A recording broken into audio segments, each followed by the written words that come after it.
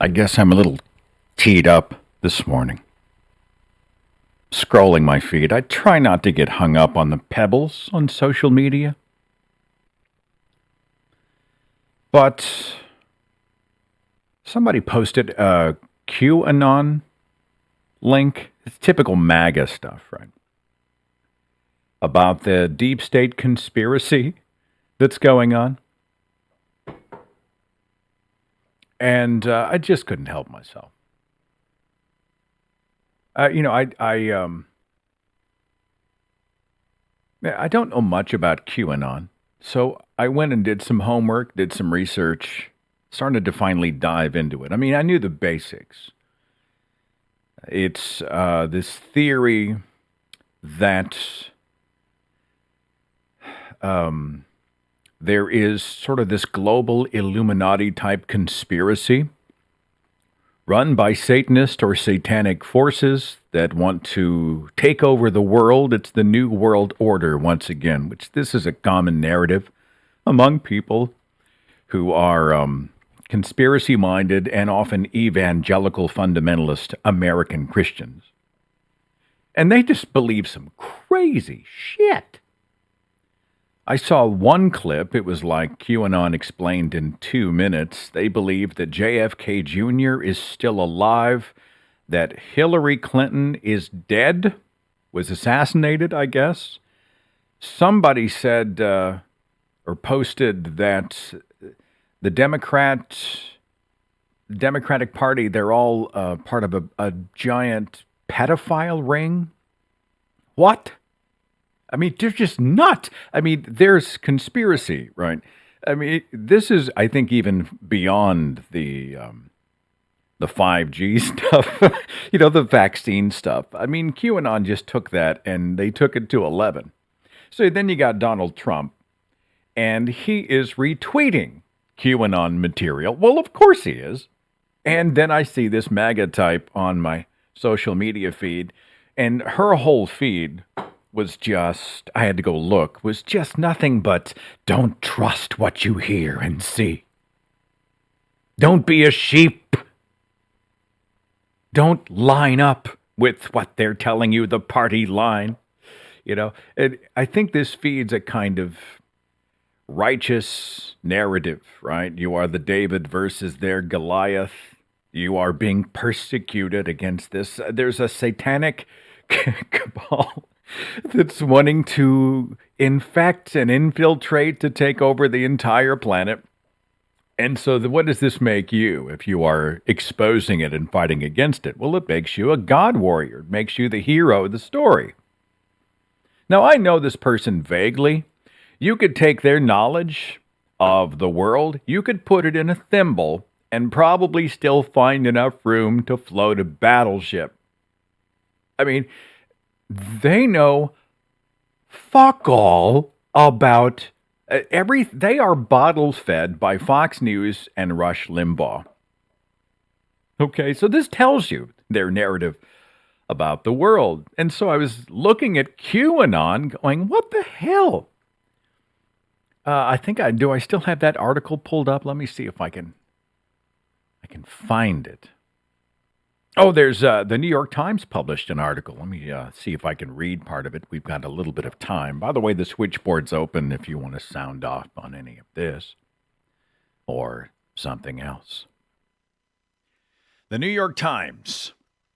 The QAnon candidates are here. Trump has paved their way. The article starts, a Republican Senate candidate recently declared herself one of the thousands of digital soldiers in service of QAnon, a convoluted pro-Trump conspiracy theory about a deep state of child-molesting Satanist traitors plotting against the president.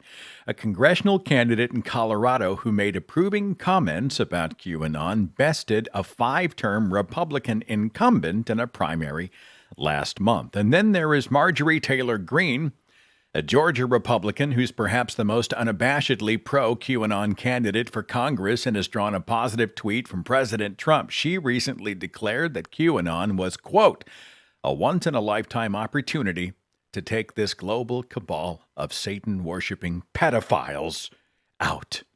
More than 2 years after QAnon, which the FBI has labeled a potential domestic terrorism threat, emerged from the troll-infested corners of the internet, the movement's supporters are morphing from keyboard warriors into political candidates.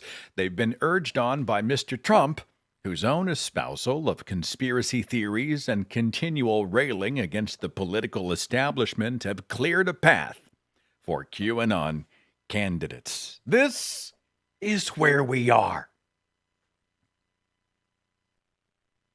And we've always looked at the world, the insanity of the world, and said, it's crazy.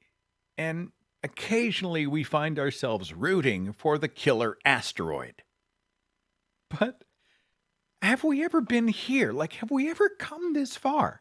Has the tinfoil hat crowd ever had this much airtime and influence, and thanks to the White House, validation? What the hell? So you see these people, and they're just sharing because what? It fits their sort of biblical worldview. We live in the end times. These are the end of days. And Satan wants to take over the world. I find this a hugely uncompelling narrative in the first place. I never really got, I understand the satanic panic. I did a whole speech about it. You should look it up on YouTube. It's just Seth Andrews, The Satanic Panic, the witch hunt of the 20th century. It'll pop right up on YouTube. I think it's a speech you'll enjoy. It's actually really funny. It sounds kind of sterile and scary, but the truth is the speech itself is actually kind of humorous. And so I understand that there's an attraction to play the hero against the satanic villain. It's sort of a theological masturbation, right? So you create your villain, and then you get to be the crusader that defeats the villain. You are the god warrior. Then you go back to your little lair, and everybody pats themselves on the back and says, wow, aren't we righteous and morally superior, doing good for the sake of eternity? That's gratifying to a lot of people. Who doesn't want to be the hero of their own story? I wrote a chapter in my book, Sacred Cows, called This Is the End, Beautiful Friend, which went through all of a great many of the popular end times predictions. For thousands of years, people have been saying, this is it. The chaos and the unrighteousness and the debauchery. Oh, it can't get any worse than this. God's going to come back at any moment. And so we must be vigilant. And then those people who made the predictions die. And then their kids go, oh, yeah, we live in the end of days. Yeah, we live in the apocalypse, the end times, the book of Revelation come to life. Jesus will return at any moment. You got to be ready. And then those people who made that prediction die. And their kids, and their kids, and their kids. People follow these apocalyptic cult leaders and preachers who actually give specific dates about the end of the world. It's going to happen on Friday, August the 12th at 9:20 p.m. It'll happen during the eclipse. It'll happen when the calendar does this. It's the end of the world. And then the people who make those predictions die of old age, usually. And Jesus still is up there in heaven going, I'm not quite ready. I got shit to do up here. One of these days, I will actually return. Was it in the New Testament? Christ told the disciples, there are some who will not see death, meaning that if you believe a literal New Testament, Jesus said he was going to return so quickly that it would be within the lifetimes of many of his actual in-person disciples. 2,000 years ago, still we look to the heavens. Hello? Hello? Oh, yo, Jesus. Anybody up there? Nothing. No message from on high. I've also had a hard time understanding the panic among people who declare in one breath that The battle's already won. Satan's already defeated. It's a foregone conclusion. Satan has no power against the omnipotent Yahweh/Jesus. There's no reason to be afraid, right? The Bible says this. Don't be afraid. I've counted the hairs on your head, right? Not a sparrow will fall from the sky apart from the will of your Father. Are you not worth more than many sparrows?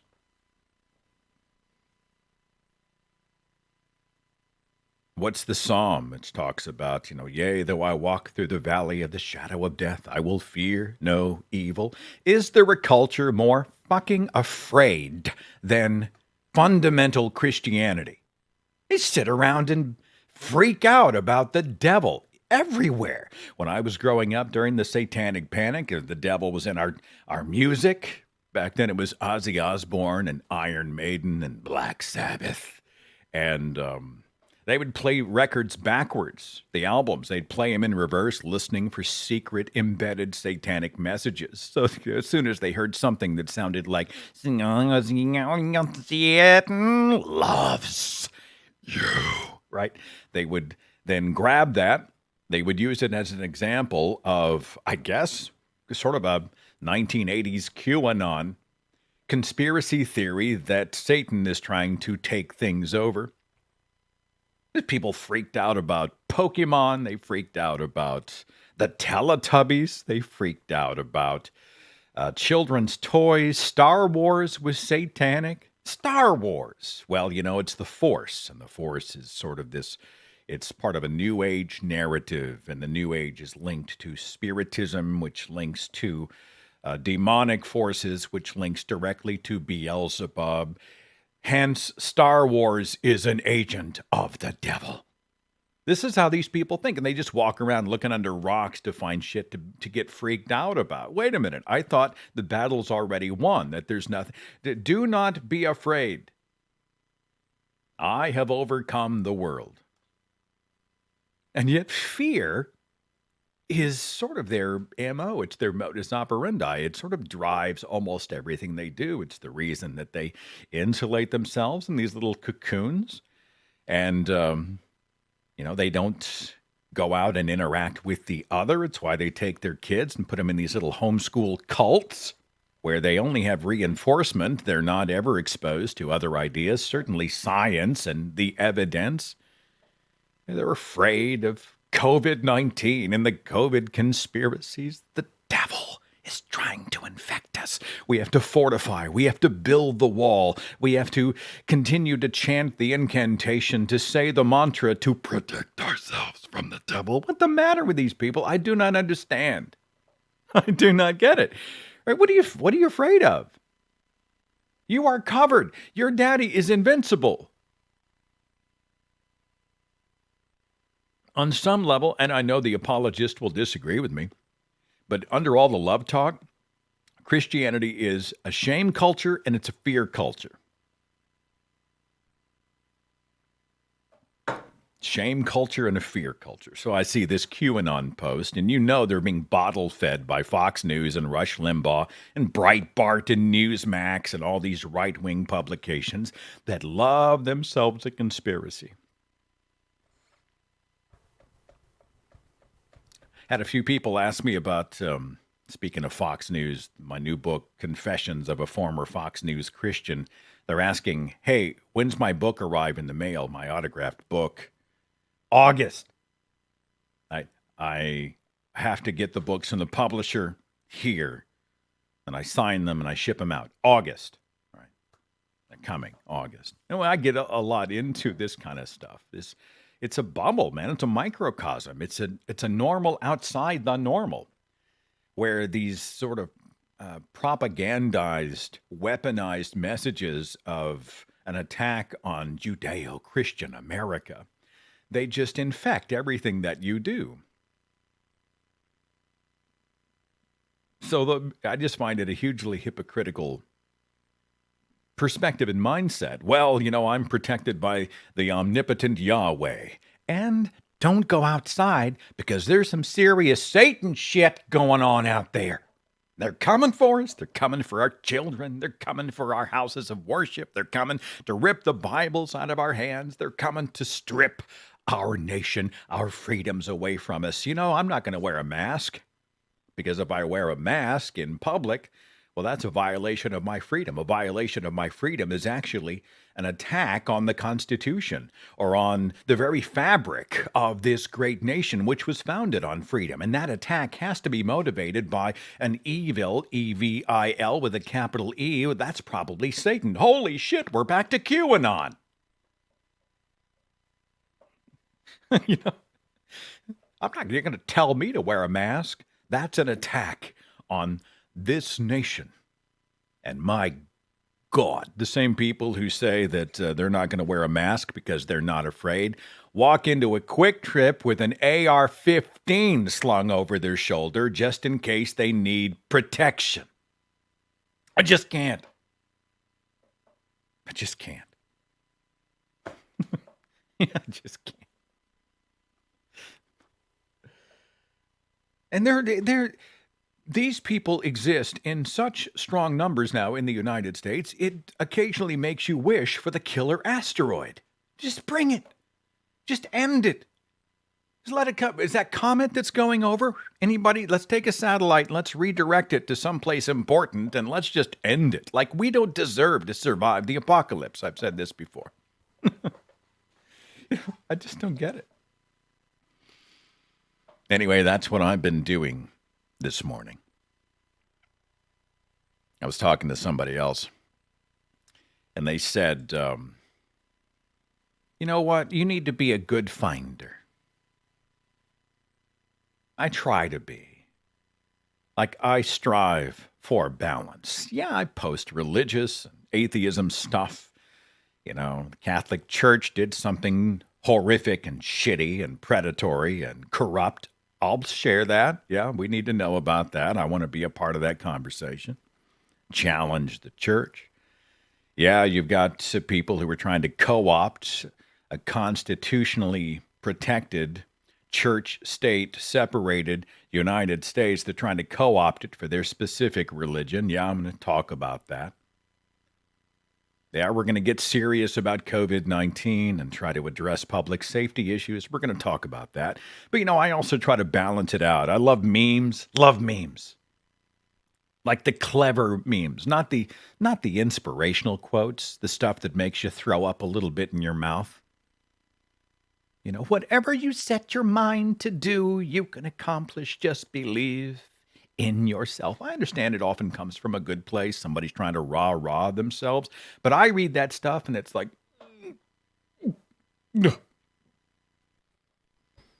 it's like the meme version of a Mentos commercial. Sugary sweet and calorie free, and I am sorry. But like a good meme. Something clever, something funny. I posted one this morning. It was a chart. Let's see if I can pull it up for you. Hang on. Hold, please. By the way, doing this live stream is actually an excuse not to have to do any work this morning. When I have my inbox once again. Yeah, there it is. Let me see if I can pull this up on the display monitor. It says it's got December 2019. Correlation. Release of the Cats movie followed immediately by things going to shit. Like, that's funny to me. I blame the Cats movie. Cats movie is responsible for a lot. I didn't go see it. I was horrified by the trailer. The Cats film trailer. Like, I never saw Cats on the stage. And I think his name is Tom Hooper, the director of the Cats film, has done some other stellar work, including The King's Speech. I don't know how historically accurate The King's Speech was, but it was a tremendously compelling and entertaining and well-made movie. Colin Firth. But I guess he just totally, wow. That's just one of those punchlines for the rest of my life will be the Cats movie. It's up there with Battlefield Earth.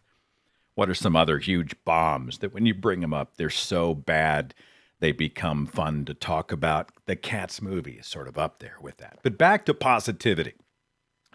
There's this sort of narrative out there among some people who say, you just need to focus on the good. Focus on the goodness. There's some merit to that. Right? You can't do awful all the time. I think it's mentally not healthy for us to do that. I think we have to balance it because there is good in the world. I genuinely hold to that. Genuine goodness happening that doesn't get the headlines, that doesn't get the press. But to say, well, I've heard it said about Donald Trump, just be a good finder. Isn't there anything about him that you find worth appreciating? What the fuck? What kind of Xanadu do you live in? And what does that statement say? Like, if you crawl through the Mount Everest of horseshit, won't you find a precious diamond? So anyway, John Pavlovitz, I think I'm pronouncing his name right.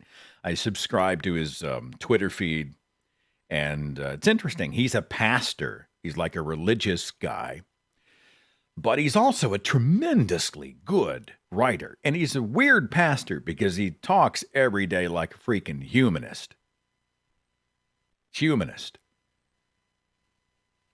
I see occasional God mentions, but he mostly just talking about doing the right thing, taking care of people. He's big on the wear your mask bandwagon. He's a huge critic of the evangelical right in this country and their co-opting of the government and their crazy conspiracy thinking and whatnot. In fact, he's such a humanist, I didn't know he was a pastor till 2 weeks ago. So he wrote this article. It came out last year. It's called The Privilege of Positivity. Now, let me read this to you, and you tell me if it has merit. It's got a picture of a happy little person there, a little happy smile, wearing her happy sunglasses with a happy, she's laying back on a lawn looking up at the sunshine, happy sunshine. The article says, yesterday, a friend on social media challenged me to only post positive messages for one whole day. It felt like part social media campaign, part enthusiastic dare, and part gentle personal scolding. I hear a similar sentiment by many people in a myriad of ways expressing the same concern to people around them. You're producing too much negativity here.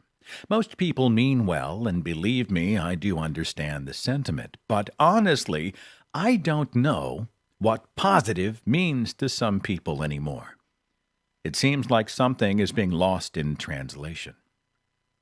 To many people, positive seems to mean to only speak happy words, to only focus on pleasant things, to never be combative or angry or grieving, to say nothing critical or confrontational about anyone. It means pictures of babies and puppies and happy people on vacation, not of families in cages or deplorable detention centers or dying wildlife. It means videos of cats in funny clothes, not of young, unarmed black men being beaten by police in traffic stops. It means beaming, smile selfies and feel-good platitudes and perfectly framed food porn. The request to be positive seems to mean to avoid giving someone any information or providing that information in a way that derails the path and plans and emotional state of their day. If it causes another person to become angry or to grieve, or if it rubs up against a set of assumptions they have, then it's negative. We all have a natural empathy saturation point, a threshold we reach where the bad news is too much to absorb. And with so much to be burdened by these days, the desire to escape some of it is natural and understandable. But it's also a sure sign of our privilege that we think we can.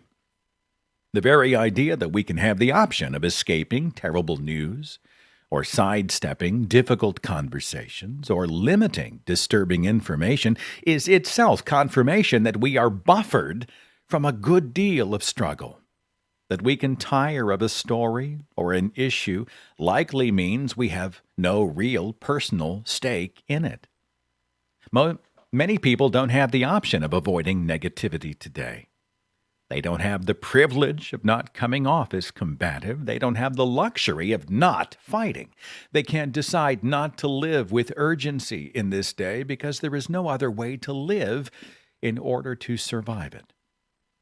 There aren't a lot of migrants or Muslims or people without health care or survivors of sexual assault or parents of transgender or teens saying, "Can you give me more puppy videos and less truthful news about how broken our nation is?" To me, activism is pure positivity. It is passionately affirming humanity by taking note of the places it is most endangered and assailed.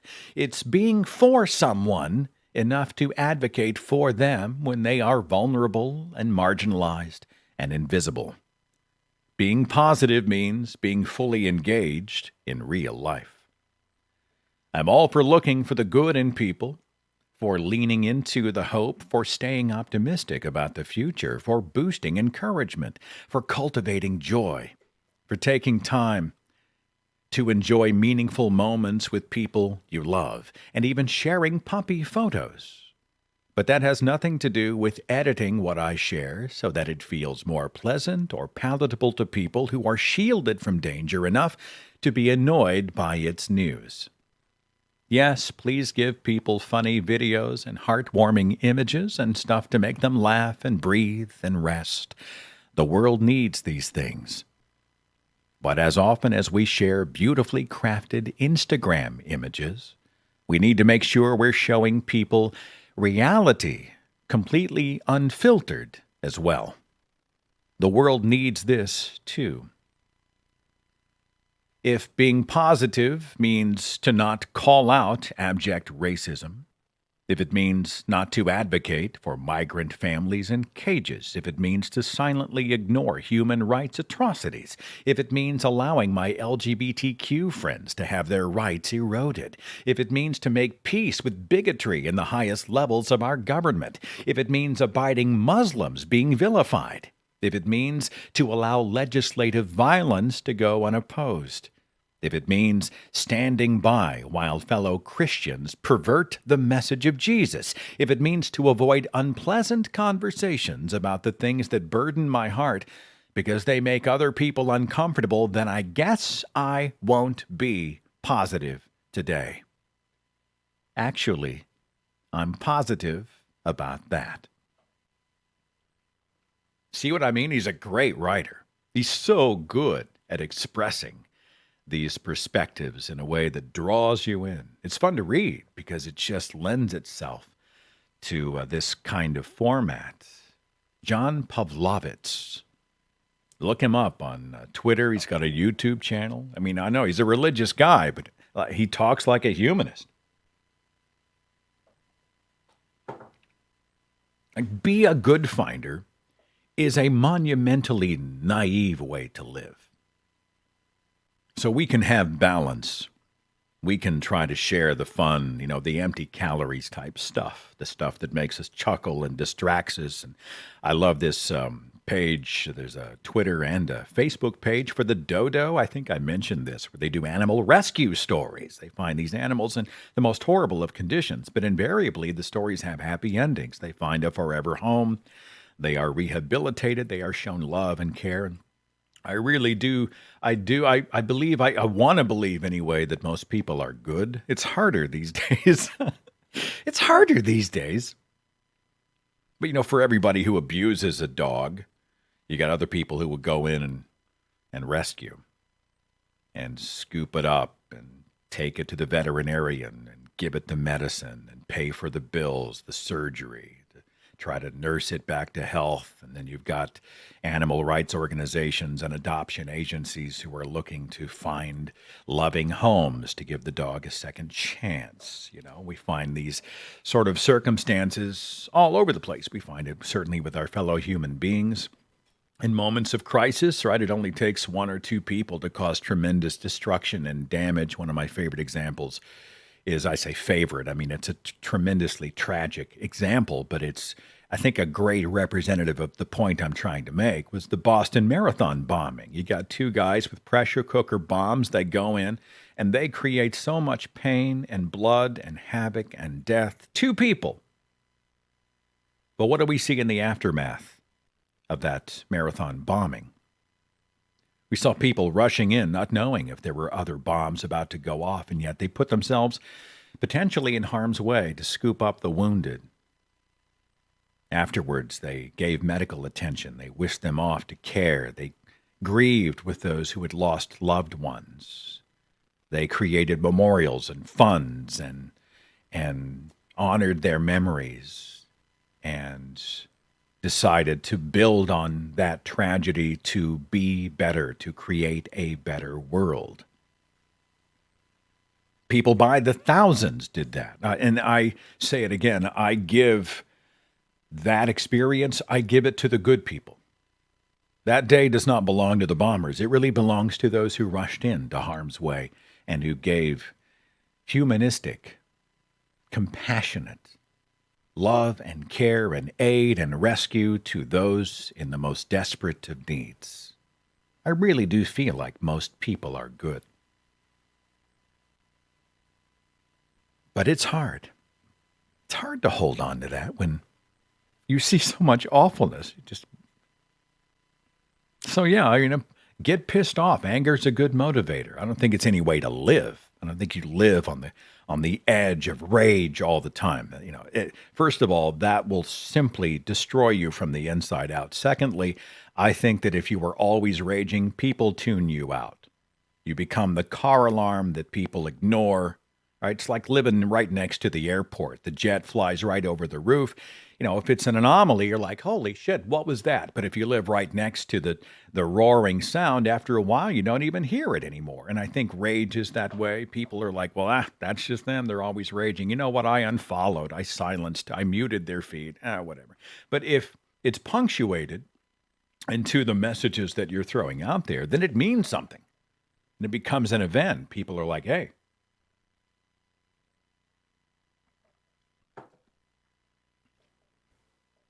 Anyway, that's where I am. The privilege of positivity. Quick digression. I had somebody ask, I don't know if you can see the shelf back here behind me. I was doing the Atheist Experience with Matt Dillahunty a few days ago. That was a lot of fun to be able to remote in like that. And somebody asked if that was a Michael Myers mask on the shelf in the back. Yeah, here it is. This is actually the new Michael Myers mask. I liked the new film with Jamie Lee Curtis. I didn't love it. Like, it wasn't scary. I don't know if Michael Myers is really scary anymore. But I think the mask is spooky. And so I bought two of these.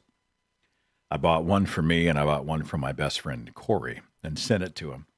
But people, I see that and it kind of wigs them out, but I put him back here. Some of the other stuff, I just got weird tchotchkes on my shelf. I've got, picked this up years ago. This is where I drink the blood of my enemies.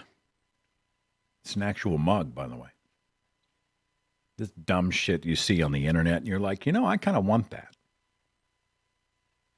I kind of want my parents to come over and, be like, hey, you want a coffee? Serve it to them in this. It's either this or a Thinking Atheist coffee mug. I just think that'd be awesome. What else do I have? Got my Captain Picard facepalm statue. I think this is a collector's edition. I think this was a limited thing. Anyway, this is how I feel much of the time. Can you see him? Picard. Patrick Stewart. He turned 80 years old this week. 80. I need him to live to be at least 90. Freaking Shatner is 89. You see that we lost Grant Imahara from Mythbusters at 49, brain aneurysm. He just died. Like, I think no one knew that he had any sort of a health problem or complication. All of a sudden, he's dead. Grant Imahara. I thought he was fantastic on Mythbusters. One of those inherently watchable shows, despite the fact that it's no longer really on. Every time I see Mythbusters, I'll watch it. Old episodes, I'll watch them 5, 7 times, 10 times. Got this one, Gaming in Progress, Eye Contact, Small Talk Unavailable. This is for those who are part of my Seth Andrews Gaming Badly page on Twitch. Playing Resident Evil 3 these days. The remake of the 1999 game. It's not bad. It's not bad. Have my Hellraiser cube. I keep that on the shelf. This one actually comes apart. I think I've shown this to some people in the past. Yeah. So if we want to open the portal to hell, I should show this to the QAnon poster. Just freak them out. Yeah, they're weird about Satan. They would love this. But anyway, here's the... and so we do that, and then you turn it, and now we've opened the portal to hell. Looking for a Cenobite to pop up here, Pinhead or someone else. So I can't close the door, so we're going to leave the door to hell open for the rest of the broadcast. Okay. What else? Oh, there's one more thing I was going to show you that I keep on the shelf. This was a gift. It's the dude who abides. This is a candle. It's given to me. Oh, wow. It's got some kind of a weird Illuminati symbol on the top. Oh, that'll really rattle the QAnon folks. But I'm a huge Lebowski fan. Huge Jeff Bridges fan. I am an ordained Dudist priest. So I have this candle. I don't want to light it. I don't want to actually use and burn it. I just like having it on my shelf. The dude abides. The dude abides. Wow, how long have I been rambling? 37 minutes. I see somebody on the freaking switchboard. Let's see what that's about. 240. Hi. Who's this? Hi. This is Tina. You're breaking up. I can barely hear you. Once again? Sorry, this is Gina. Hi, Gina. What's going on? I wanted to call in because I heard you talking about the panic and toxic positivity, and I had something to say about both. Okay. You heard me talk about the satanic panic and then positivity. You have something to say about both. You're still breaking up, but I want to make sure the listeners know what's up. Go ahead. Okay. Can you hear me now? I can. Okay. First of all, I know you're talking from the background of the evangelical.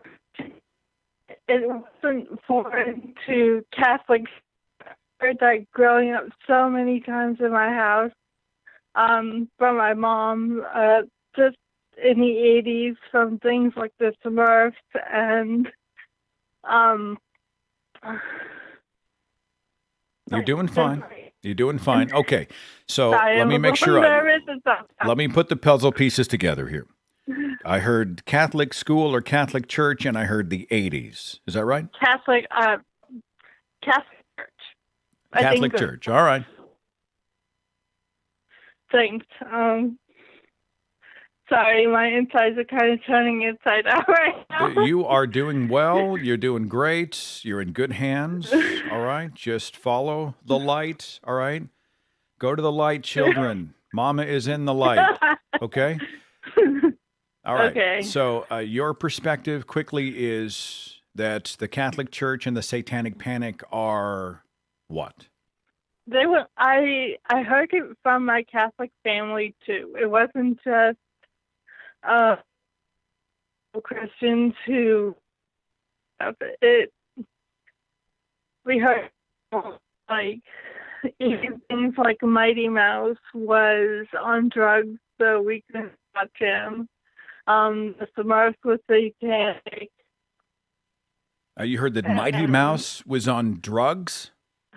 Yes. Yes, we heard that. All right. Now, Mighty Mouse is actually before the time of many of my listeners. This is an old school. This is like 1940s Really? cartoon That character. old? Yeah, Mighty Mouse. Here, let me pull up a photograph for everybody so they can see what Mighty Mouse looks like. Hold, please. I never got much into Mighty Mouse. I just, I wasn't allowed to watch. here's some kind of shipping page for a product. That's Mighty Mouse. That's what Mighty Mouse looks like. So, Mighty Mouse was popular freaking 60, 70 years ago, but few people know Mighty Mouse today. I wasn't aware it was that old. Okay, so Mighty Mouse is on drugs. You were worried. Well, that's what I was told. I see. And I don't know if I was aware how silly that seemed at the time, or if I just didn't question it until a lot later. Yeah. Well, when you're a kid, you often hear things from the people that you trust, and you say, "Oh, okay, that makes sense," and you accept it. The same people who taught you not to talk to strangers and kept you safe and fed your mouth and educated you about other things. Those same people also told you that Mighty Mouse was on drugs. I mean, I totally get how that kind of happens. So, all right. Well, so you had another comment about positivity? Yes, a toxic positivity. So I also love Pavlovitz, which you quoted earlier. And these are things because I used practice in the years. I'm really struggling with your connection. Forgive me. I'm hearing about every fifth word. You're going to have to help me out here. Okay. Better? Yeah, that seems a little better. Yeah. Okay, it's closer to my mouth now. All right. Okay. In the stage of spirituality, Wu circles, toxicity was really huge. I came out of that, and at the time, I didn't really question it, but it always, when I needed to just hear me, it felt like always being how I should feel or what I should think. Instead of really speaking my truth, I just kind of buried it. I got you. And well, I'm glad you're doing better now. I'm sorry. A lot better now. I'm sorry to cut you a little short. Unfortunately, our connection is so bad that I worry that some of our listeners are starting to drift because they can't really hear the text of what you're saying or the bulk of your content. But the idea is that you grew up in the Catholic Church, you experienced the Satanic Panic, and you sort of get this idea that you can try to be too positive because it causes you in many cases to cast a blind eye to the real problems in this world. Would that be an accurate way to sum up what you said? In the world, and also and not really be real. All right. Well, I'm losing you. So type it in the chat or something so we can catch what we missed. All right. All right. Appreciate you. Thanks for calling. Right. Thanks, Seth. Yeah, I'm sorry about that. That's it's unfortunate. We had some sort of I think it's the devil. It was it's 5G. That's what happened.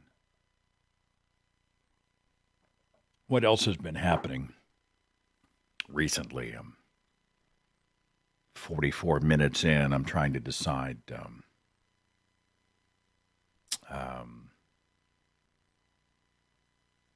Do I continue? Is there anything else on you? Because the switchboard is wide open. What's the call-in number? There it is on the screen.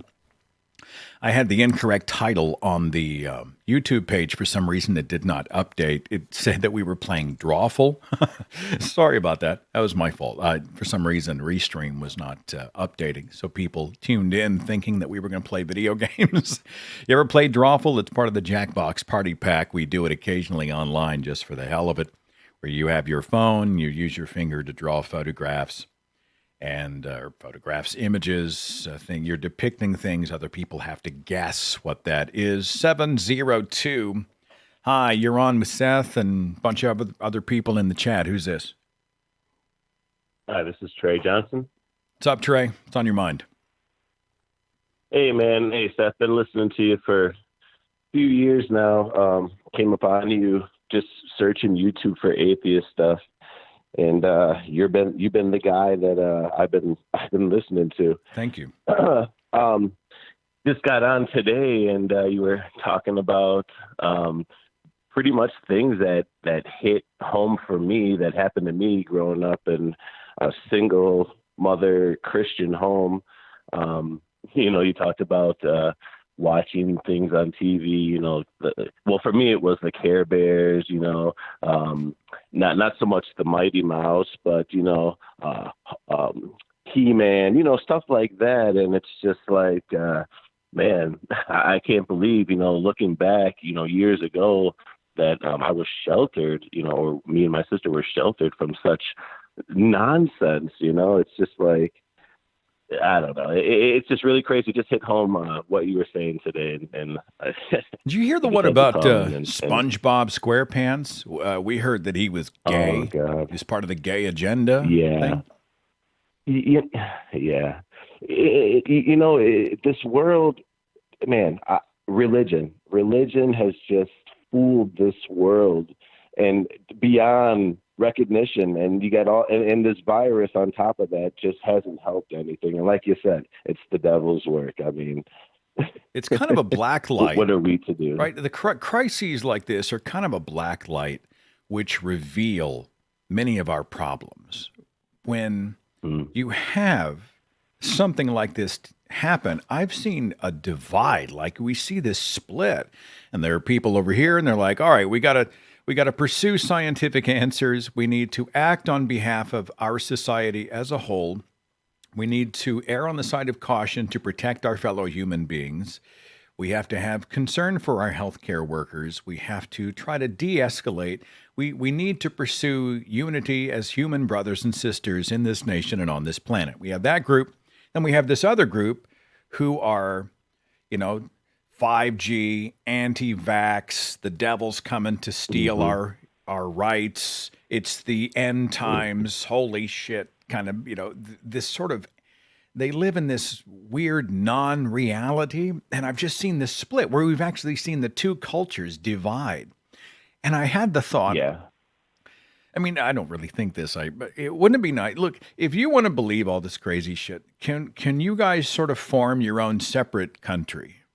Like, the United States of batshittery, and you guys go and you guys do your thing. It's tragic because they would reproduce and have offspring, and, I feel bad for the kids. But can you guys go and kind of be batshit over here? And then the rest of us would like to pursue the betterment of humankind, and we'll call you. Like, we'll catch you in a few years kind of deal. What do you think? What side of what half of the country would be the batshit crazy? Probably the East Coast somewhere along the belt line there. I don't think I mean, you'll see geographic trends. We've got a lot of this sort of insanity coming out of red state America for sure, but I think, it's peppered everywhere. I'd almost like to be one of those things where, all right, we're going to send a bus to every city in the United States. And if you believe that 5G is spreading COVID so that Bill Gates can sell you the vaccine, so that Satan can, if you believe all that stuff, we have a reservation. All right, we have a reservation. We have a hotel just for you. So you enjoy, the food's nice, the beds are cozy, go have a good life. We'll see you later. The Kool-Aid special. The Kool-Aid is delicious. The Kool-Aid is delicious. And then the rest of us who are trying desperately to root ourselves in evidence-based living, reality, and humanistic ideas, we'll just come together and Yeah. we'll try to root ourselves in the real world to better the world for everybody else instead of waiting for lightning from the heavens and the return of a God figure and then a satanic thing. I don't know. I'm babbling, brother. I'm sorry about that. But, I just don't understand. And to get your take on something real quick, what do you, I hear in your opening when you do the podcast, but what do you think about the upcoming of atheists in America, not necessarily the world, but do you think that, I don't know, 20, 30 years from now, well, here, let me ask you this. Do you think religion is ever going to go away at all? No. Religion will never go away. But I think a lot of the flop sweat that we are seeing and the scrambling in the courts and, the Christian nationalists who are losing their minds over the non-Christians who are rising demographically, I think they're freaking out. This is a flop sweat because they realize that demographically they are becoming the minority. And this, I think, is going to happen in my lifetime. I had this sort of naive idea that the change of the culture, the lack of religiosity among the general population would be reflected in the government by now. But I haven't really seen that as much as I've seen a consolidation of power. But in the long game, while religion will always be around, I think that we are going to see a growing influence of the seculars, the non-Christians, the nuns, the non-religious, and that will be reflected in their elected representatives in the halls of power. I don't think it's going to happen immediately, but I think it will happen in my lifetime, and I look forward to that day. Okay? Yeah, awesome. Hey, thank you for talking with me. I appreciate it, man. I'm going to continue listening, and I hope to talk to you again soon. It's an honor. Thanks so much. Appreciate you. See you later. Thanks, Seth. Bye.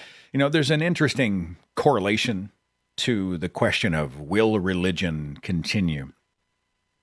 And it relates specifically to humanism. And I genuinely believe this. I think as long as there is hopelessness in this world, people are going to fabricate or embrace a solution that exists beyond this life. Like if this life for them is misery and suffering and poverty and pain, people are good at coping. They're going to construct a place where there is no pain and where everybody gets a mansion and there are streets of gold and pearly gates and there's music and color and family and love and acceptance and all those things.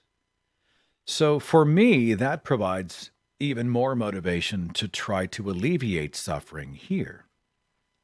Because people who aren't getting kicked in the teeth every freaking day may be less inclined to lean on the fabricated happy ending narrative and be able to see happiness and goodness in this life. And perhaps that opens doors to a less pseudoscientific, a less paranoid, fearful, sad, awful way of seeing the world. But I think as long as suffering exists, people are going to say, one day. And I totally get it. I know somebody who suffers from an autoimmune disorder and her body's falling apart. Her body's falling apart, and there's no cure at this time for the disease. Body's attacking itself. And part of her coping, and I understand this, part of her coping is, one day I'm going to have a healthy body. One day I'm going to be whole again. One day I'm going to walk. One day I'm going to run. And all of this pain and all of this sort of inhibiting stuff and all of these, attacks on my body from within, they're going to go away and I will be a complete person, a perfect person, perhaps, in the next life. That's attractive. I understand how she got there. I understand how it may help her deal in some way. I also think it's a little bit of a distraction. I grieve a world where we start to lie to ourselves because I think sometimes that keeps us from pursuing solutions in the here and now. But I get it. We have a world where people aren't looking up to the heavens to try to find happiness because they can find it here. I think there will be less focus on the heavens. I think that stands to reason. 330, hi. Thanks for waiting on me. Who's this? This is Jason. What's up, Jason? What's on your mind? Well, I might be jumping ahead a little bit. I know you said, COVID was something and science was something that maybe you'd talk about today, but I wanted to get your advice on something here because I'm struggling with something for a couple of years. So my wife's family is very religious. They're also extremely anti-science. For example, they all refuse to wear masks, and, it's a personal choice, so it's a freedom issue for them instead of a public health issue. My problem is they eschew science and invoke religion as to their means of protection. God will protect me, his will be done, I don't need a mask. But the moment they get sick or injured, they head to a hospital which runs on science. For example, her mother recently had a cancer screening, which came back as she had cancer. And then at the next screening, it came back as it was clear. So instead of chalking it up to a misdiagnosis, she proclaims Jesus in prayer, even while her daughter-in-law's mother died of cancer just a year ago. So, Seth, I don't understand it. As somebody who you yourself, you lived in this world, just help me understand this perspective, because to me it just makes no sense. This level of fear. It's like if anybody should be afraid, it should be me. They got the gold carpet treatment once they die, the red carpet treatment. If I knew the answer to your question, like if I had the magic pill, that I would have already been out there handing it out on the street corner. I can only say that I share your frustration. I did a speech people like to talk about on YouTube. It's called "Religion Made Me Talk Like an Idiot." And what happens? I love that one. Okay, so they thank God for the food that human beings prepared. They pray for healing while they pay their health insurance premiums and hire trained physicians to do invasive surgeries. They embrace God's divine protection while they lock their doors and load their handguns and click their seatbelts. Their whole lives are a contradiction.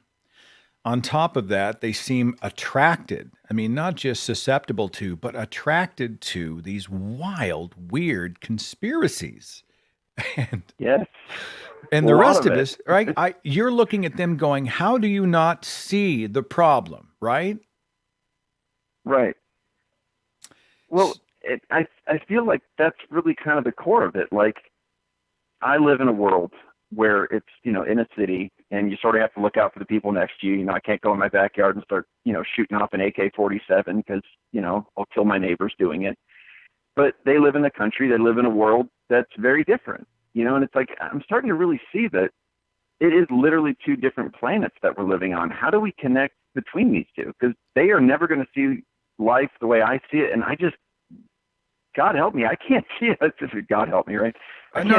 It's a figure of speech. I say, oh my God, I don't get hung up on that. Don't worry. It's a figure of speech. It's an exclamation. It's an expression. Don't worry about it. The hope that I have, and it's a faint hope, but it still exists, is that I wasn't a conspiracy guy, but I was a devout fundamentalist religious person who was reasoned out of his unreasonable faith. So it is possible. We do see examples. But right now, as we are at critical mass in the year 2020, I have come to a position where, more than anything else, I am not trying to convince the conspiracy nuts, the people who have just left, who they're off the rails and they're speeding toward the wall. I mourn, I grieve the fact that, they probably won't be rescued. But at this moment, I think the most important thing in my life is to counter the bullshit that they share and to try to push through them to represent better ideas and ideals. And I hate the fact that I feel like in some ways there's a faction that have I given up on them? I don't know. But at this moment, I feel like the more critical fight is to simply push through, to stand for something better, and to try not to facepalm myself into oblivion as they share all of their insanity. That's all I know how to do. And it's an imperfect answer in an imperfect world. I can't fix it for you. And, I think all I can do is empathize. I feel you. I share your pain. Well, I appreciate you listening to me. It's tough. I don't know what to do, I think be you. Like, if you are representing better ideas in your own life, if you are pro-science, pro-evidence, pro-other people, if you are rejecting all the conspiracies and the pseudoscience and all of that stuff in your own life, I think as best you can, without trying to barrel that stuff into somebody else's living room, just do it in your own life, in your own circle. And my hope is that one, they will see an example of how it is done, even if they disagree and freak out. They'll at least be presented with it. And two, there may be some people who have questions, who aren't satisfied with the conspiracies and the craziness, and they say, hey, you're a balanced guy. You're a smart guy. You seem to know what's up. Maybe they will be at a point where they, in their own life, might approach you and say, psst, hey, I've got some questions. So just be you at the volume you choose. That's all I got for what it's worth. Okay? Well, I appreciate it. All right. Be good. We'll see you later. All right. Thanks, Seth. All right. Take it easy. I don't know. What would your answer be? You got somebody who's just drank the Kool-Aid on the family tree somewhere, and, they get all their information from Fox News. How would you approach them? What would you do? Would you sit in their living room and try to talk them down? I don't want to not talk. I'm a speech guy. I'm an ideas guy. I do believe that it's possible in some instances to reason someone out of an unreasonable position, because I'm an example of that. At the same time, I have never seen the type of glazed over, pod person, cult-like MAGA allegiance that many of these conspiracists have. The QAnon crowd, what the hell?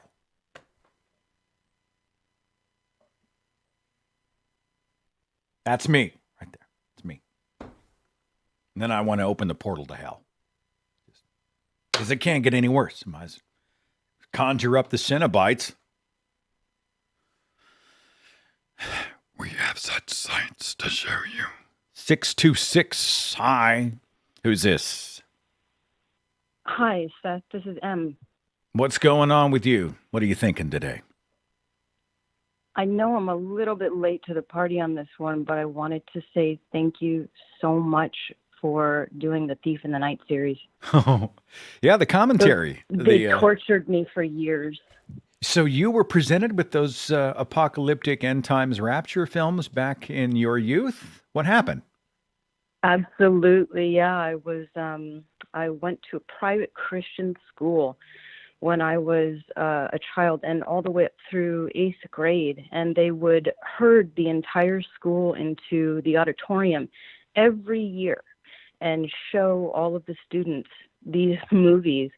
And I remember sitting and just being absolutely terrified, surrounded by my friends who were crying and confused. And after the movie would end, they would kind of give us a lecture, be mindful and be good Christians, or this is what you're going to need to deal with when the end times come. And I had nightmares for years.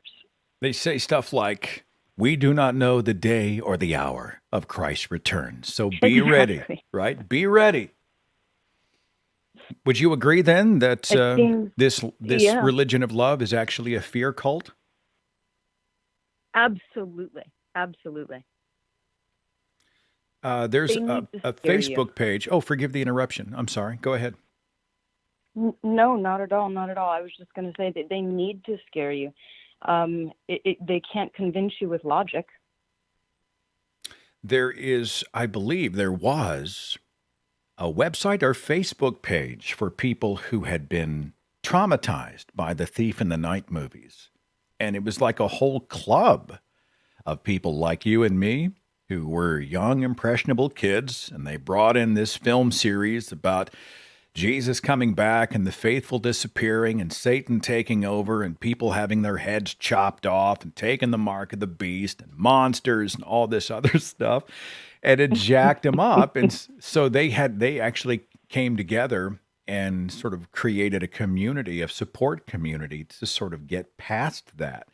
And it's funny because, the people who didn't go through it probably look at us like we're from outer space. Like, how could you ever be affected by such obvious nonsense? But we were there, right? We know what it was like. Absolutely. Absolutely. You okay? And are you doing okay now? Oh, yeah. Absolutely. I'm much, much better now. I think by the time I was, 14, 15 years old and started asking questions nobody really had the answer to, I certainly decided that the whole thing was, just silliness. They were just peddling a bunch of silliness. And, the satanic panic there and everything else that they were trying to tell us, to be fearful of the world. And I think now it's just kind of transferred from, being afraid of Satanists to being afraid of liberal commies, maybe, who are making you wear masks. It's just be afraid.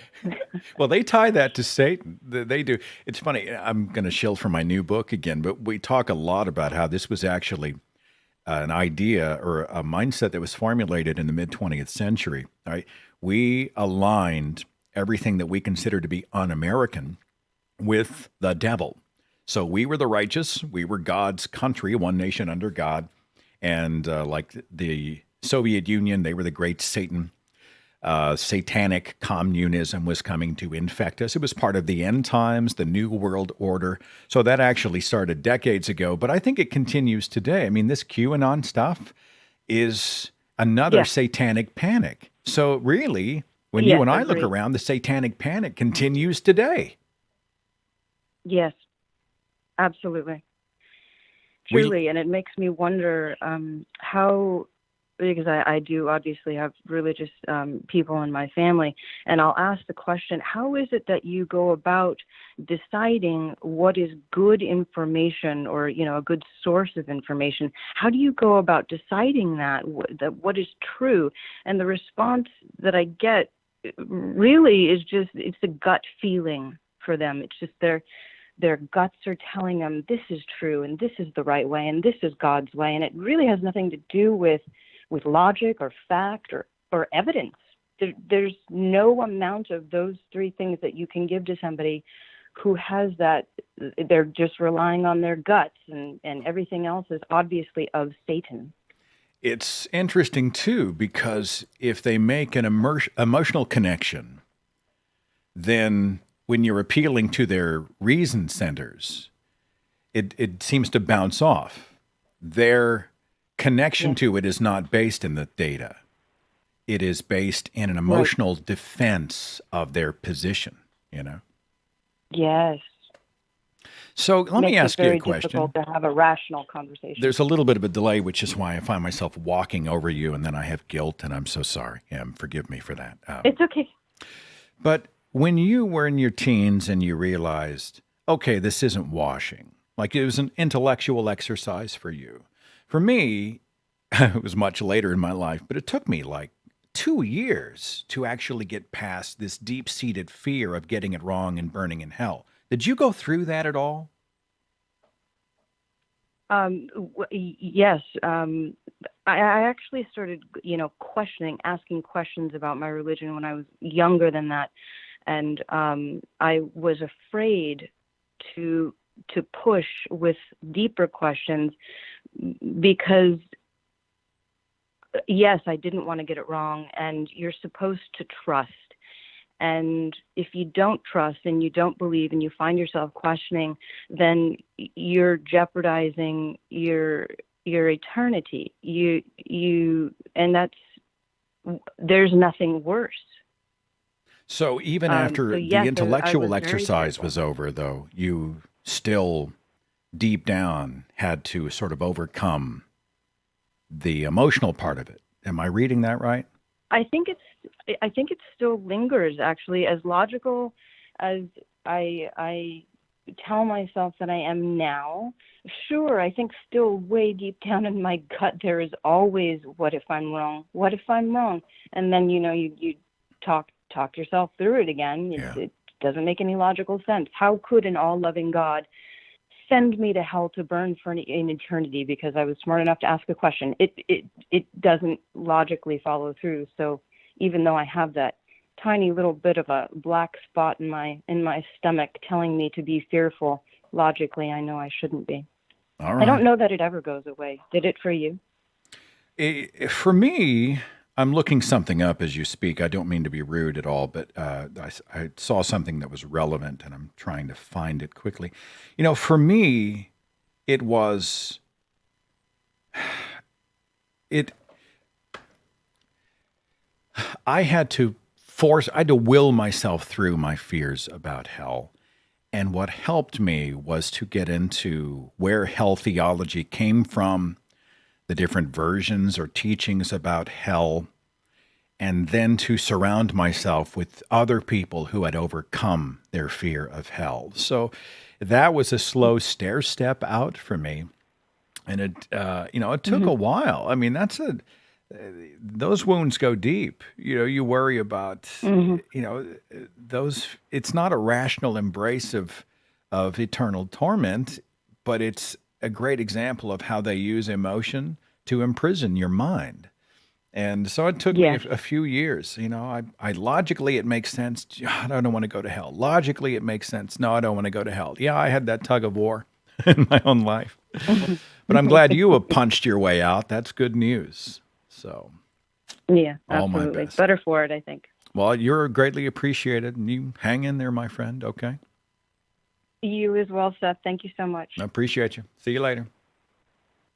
Bye-bye. Bye. Let me see if I can find what I was looking for. I wasn't trying to be rude to her, but there was this, where is it? We've got a moment. Hold, please.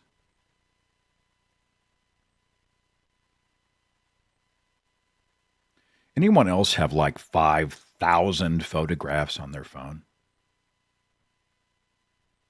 Images of all shapes and stripes. You end up saving something or you take photos, and then you look down and somebody's like, can you find the photograph you took of this on this day? And you're like, yeah, let me scroll. And then a half an hour later, you find it. Oh, there it is. There it is. There it is. Pull this up here. I saw this and saved it. YouTube University.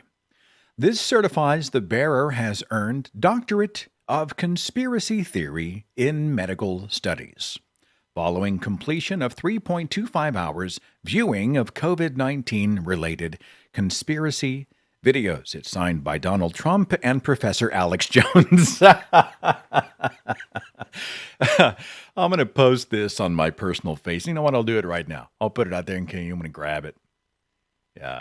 Steal the meme. That's what I do. I'm a meme stealer. I reallocate resources, you see. Reallocate resources. Let me put that up here real fast. YouTube University.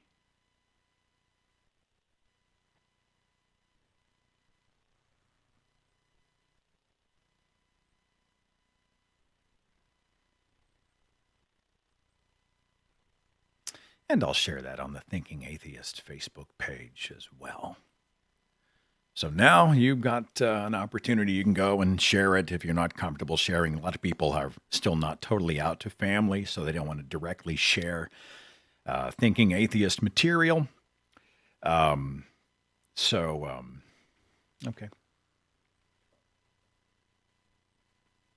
All right.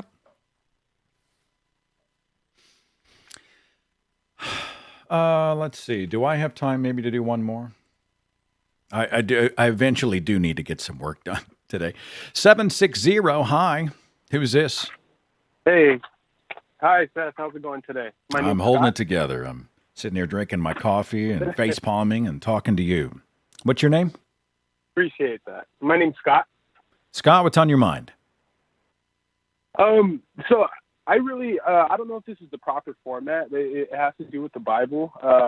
I recently, probably not recently, but probably within the last 2 years, became like agnostic, more towards the atheist side. Thank you, by the way, for everything you've done with all the content you put out. But Mike, so I haven't been able to ask anybody this specific question, and it's about Jesus.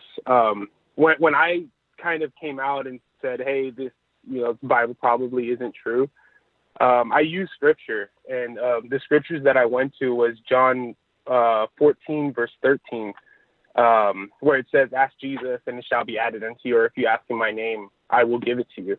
I've never asked for anything else like $1 million or anything. And my biggest thing was looking at another scripture, Titus 1 and 2, where it says God cannot lie. I asked Jesus if this is the true religion. Well, I grew up Pentecostal in Christianity.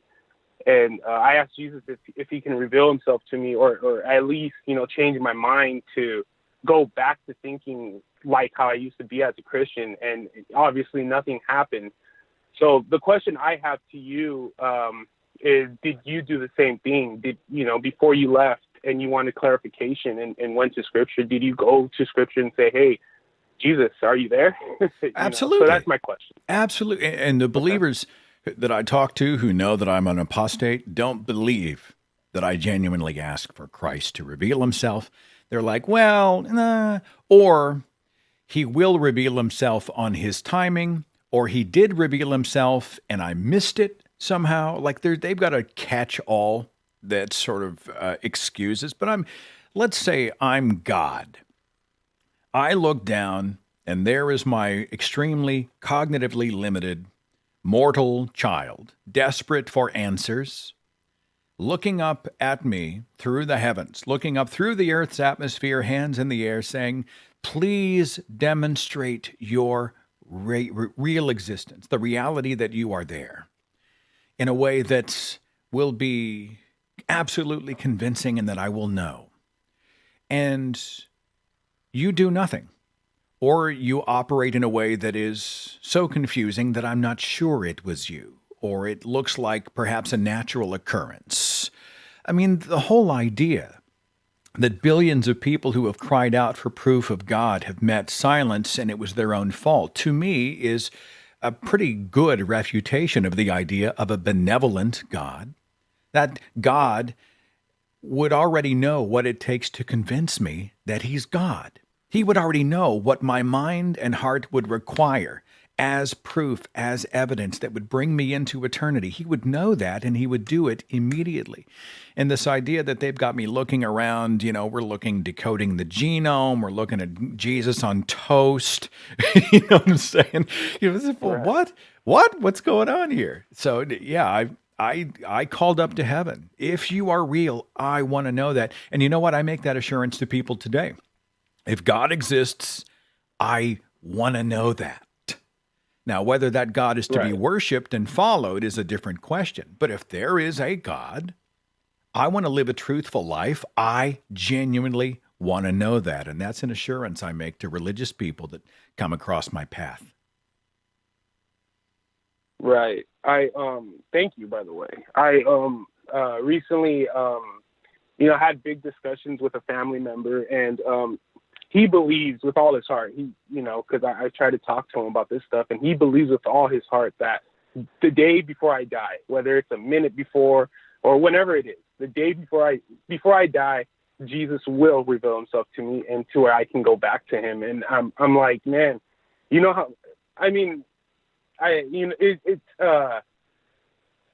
tough, man, because it's something where I don't want to let it. When I was leaving, I didn't want to let it go because I had that, to the last caller, I had that fear of hell. So I really didn't want that. I didn't want to go to hell, period. And, when it just didn't happen, that was the nail in the coffin for me. That was like, wow, obviously this isn't true, because I can go to scripture and say, where it says God is not a liar. And God knew, if this is true, which we don't believe it is, but if God knew that someday Scott, me, that I was going to say this prayer to him. And I didn't ask for anything else. I didn't ask, again, I didn't ask for money. I didn't ask for good health. I just want to, I just wanted to know that he's there. But, yeah, I just think it's so interesting how, like when I talk to my family about this and I tell them how I reached out and how they still say, well, it's his, like you said, it's his timing. I think it's so bizarre, why when you can see that something didn't work out, it's why do you still believe it? Well, and we have to remember, my friend, part. Scott, they worship the silly putty God. Like, whatever happens, they're going to mold that God to fit. So if, something happens in the headlines that happens to fit their perception of the book of Revelation, oh, look, it's God. If somebody is given a cancer diagnosis and that was a wrong diagnosis, look, now their scans are totally clear, that's God. If they have a car accident, if it's a near miss, God protected them. If it's a fender bender, God kept them from being horribly injured. If they're killed, God called them home. They have a silly putty answer for whatever. And religion is really good at adaptation to survive. It's always interesting to me to see religious people who reject the science of evolution, because Christianity is really good at adaptation for survival. That kind of thing. So try not to facepalm yourself. All right. Try not to hurt yourself with the facepalm and hang in there. Okay, Scott? Oh, definitely. Thank you so much, Seth. I appreciate you and have a good rest of your day. Okay. Catch you later. See you. I was going to say something. What was it?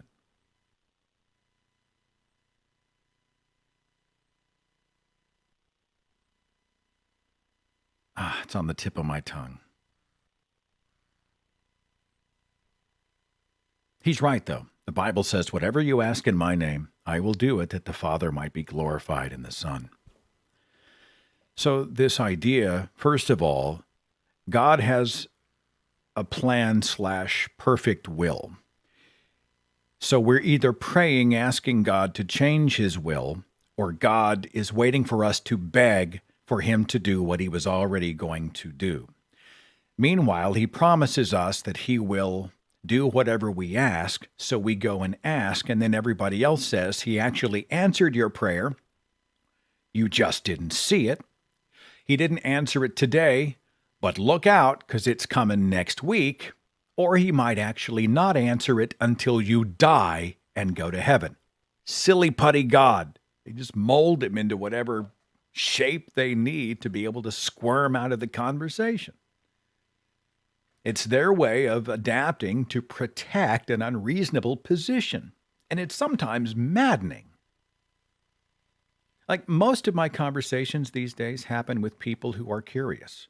They're doubting, they're going through. I mean, I also do a lot of apostates, but I mean, when I'm dealing with religious people, it's often people who have the door cracked open, who are not in a place where they are absolutely convinced, and they're fundamentalists, and they'll never be dissuaded.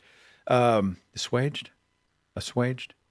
They'll never be, their mind will never be changed, just what they say. I don't spend a lot of time there these days. My focus is more on people who are like, I've had some questions about that. Well, I'm not really sure that I buy that.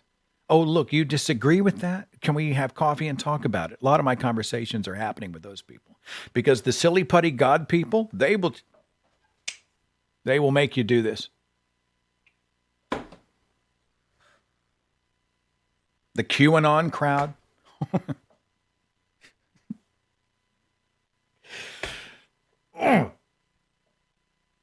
I got to go. I got work to do.